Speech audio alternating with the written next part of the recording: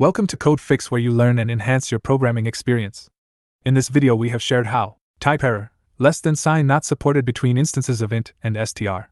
This error message occurs when you try to compare or use the less than sign operator between an integer, int, and a string, str, in Python. For example, consider the following code snippet. When you run this type of example code, you will get this kind of error. In this code, the variable is an integer with a value of 10, while the variable b is a string with a value of 20. When you try to compare a and b using the less than sign operator, Python raises a type error because you cannot compare an integer with a string using this operator. To fix this error, you need to convert the string b to an integer using the int function before comparing it with a, like this. Now let's run this example code. Here is the output you will get. Here, the int function converts the string b to an integer before the comparison, so the code now runs without error and produces the expected output.